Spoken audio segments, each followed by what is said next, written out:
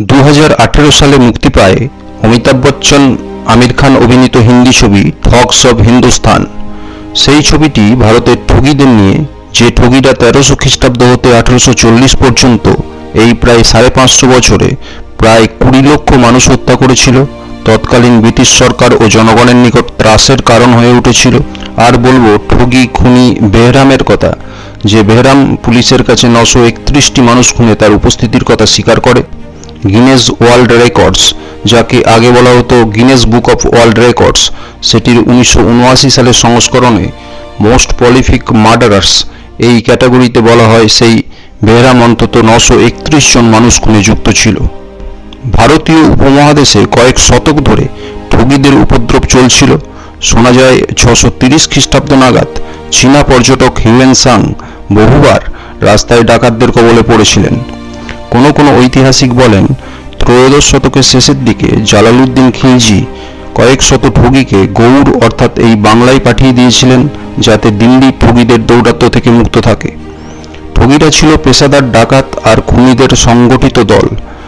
অষ্টাদশ শতাব্দীর শেষ দিকে প্রায় 1790 সাল থেকে 1840 সাল পর্যন্ত তাদের কার্যকলাপ চরমে উঠেছিল। ব্রিটিশ শাসনও এদের নিয়ন্ত্রণ করতে পারছিল না। ঠগীরা হিন্দু ও মুসলিম দুই সম্প্রদায়েরই লোক হতো। তারা একটা কাল্ট বা রহস্যময় ধারা। তারা মা ভবানী অর্থাৎ কালী পুজো করত। ঠগীরা প্রথমে খিদের জ্বালায়, আর্থিক দুর্দশায় এই পেশায় এসেছিল। ধীরে ধীরে তারা পেশাদার এক ক্রিমিনাল উপজাতিতে পরিণত হয়। ঠগীদের সদস্যপদ বা নেতৃত্ব ক্রমশ বংশানুক্রমিক হয়ে ওঠে, অর্থাৎ ঠগীর ছেলে ঠগী হতো, সেখানে যে দলনেতা তার ছেলে পরবর্তীতে দলনেতা হতো। দলনেতাকে বলা হতো জমাদার। তো মুঘল সাম্রাজ্যের পতনের পর 1757 সালে ইস্ট ইন্ডিয়া কোম্পানির কোম্পানি রুল চালু হওয়ার পর ইংরেজরা আইন শৃঙ্খলার উন্নতিতে বিশেষ নজর দেয়। ঠগীদের দৌরাত্ম্য তখন চরমে। মধ্য ভারত, উত্তর ভারত, পূর্ব ভারতের বিভিন্ন জায়গা, বিশেষ করে জব্বলপুর, দিল্লি, করাচি, লাহোর, মানসৌর, মারওয়ার, কাথিয়াওয়াড়া, মুর্শিদাবাদ ইত্যাদি অনেক জায়গায় ঠগীরা রাস্তায় ওত পেতে বসে থাকত। সরকারি ট্রেজারি অর্থ যখন রাস্তা দিয়ে যেত বা সিপাহীরা বেতন পেয়ে যখন বাড়ি ফিরত, ব্যাপারীরা যারা এক জায়গা থেকে অন্য জায়গায় যেত তারা ঠগীদের লক্ষ্য ছিল। বিশেষ করে দিল্লি থেকে জব্বলপুর, ভোপাল, গোয়ালিয়র এইসব এলাকার রাস্তা থেকে লোকজন গায়েব হয়ে যেতে লাগলো। সেই জমানায় ব্যাপারী অর্থাৎ ব্যবসাদারেরা পুরো লোক লস্কর নিয়ে দল বেঁধে এক জায়গা থেকে অন্য জায়গায় যেত, তারা গায়েব হয়ে যাওয়া শুরু হয়। ব্যাপারী ছাড়াও যারা তীর্থযাত্রী, ইংরেজদের হয়ে যারা কাজ করত সেই সব সিপাহী বা সেনারা রাস্তা থেকে গায়েব হয়ে যাওয়া শুরু হয়। ইংরেজ প্রশাসনকে সক্রিয় হতে হয় এইসব ঠগীদের দমনে। গোয়েন্দা লাগানো হয়, তারাও গায়েব হয়ে যায়। যেসব পুলিশ পাঠানো হয় তারাও নিখোঁজ হয়ে যেতে শুরু করে। ব্যাপারীদের মনে ভয় ঢোকে, তারা সংখ্যায় কম বের হতে থাকে। এতে সামগ্রিকভাবে ব্যবসাতেও প্রভাব পড়ে। গভর্নর জেনারেল উইলিয়াম বেন্টিঙ্ক 1828 সাল থেকে 1835 সাল পর্যন্ত ভারত শাসন করেন। এই ঠগীদের দমন তার টেবিলে অগ্রাধিকারের তালিকায় আসে। 1830 সালে ঠগী অ্যান্ড ডেকয়েটি ডিপার্টমেন্ট নামের একটি বিভাগ খোলা হয়। উইলিয়াম হেনরি স্লিম্যান নামের এক দুঁদে অফিসারকে নিয়োগ করা হয় এই বিভাগের প্রধান হিসাবে। তো সেই উইলিয়াম স্লিম্যান জব্বলপুরে নিজের হেডকোয়ার্টার বানান, কেননা জব্বলপুর, ভোপাল, গোয়ালিয়র এবং দিল্লি এইসব এলাকার আশেপাশেই ঠগীদের দৌরাত্ম্য ছিল সব থেকে বেশি। জব্বলপুর আর গোয়ালিয়র ছিল এমন দুটি জায়গা, ভারতের এক প্রান্ত হতে অন্য প্রান্তে যেতে গেলে এই দুটি জায়গা পেরোতে হতো।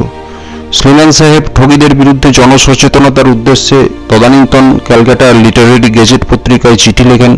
এছাড়াও দ্য বেঙ্গল হারকারু পত্রিকা নিয়মিত লিখতে থাকে। 1830-এর দশকে ব্রিটিশ সরকার নিয়ন্ত্রিত ক্যালকাটা গেজেট ও অন্যান্য পত্রিকায় নিয়মিতভাবে ঠগী অ্যান্ড ডেকয়েটি ডিপার্টমেন্টের নোটিশ ও প্রচার চলে। দায়িত্ব নিয়ে ক্যাপ্টেন উইলিয়াম সর্বপ্রথম রাস্তার দুই ধারে যত জঙ্গল ছিল সব সাফ করে দেন। গোয়েন্দা দল লাগান। ঠগীদের একটি দলের সন্ধান পান, যে দলে প্রায় 200 লোক ছিল, আর বেহরাম ছিল সেই দলের সর্দার। বেহরাম সম্পর্কে খোঁজ খবর নেওয়া শুরু হয়। জানা যায় জব্বলপুরের অনতিদূরে এক গ্রামে তার জন্ম 1765 সালে। বড় হয়ে তার পরিচয় হয় সৈয়দ আমির আলী নামের এক ঠগের সাথে। গোয়ালিয়রের এক দেহপ্রসারিণী যার নাম ছিল ডলি, সে নাকি এক ব্রিটিশ সৈনিকের কন্যা ছিল। সেই ডলিকে তারা ফাঁসায়। যেসব ব্যাপারীরা আসতেন তাদের মনোরঞ্জনের জন্য সে ডলিকে এগিয়ে দিত। ডলি ছলনায় সেই ব্যবসায়ীদের ফাঁসাতো। তারপর মৌকা দেখে বেহরাম তাদের লুট করত। লুট করার পর তাদের মেরে দিত। পরে ডলি তাদের দল ছাড়ে। তো তো জব্বলপুর, গোয়ালিয়র এইসব এলাকায় এরা ওত পেতে থাকতো।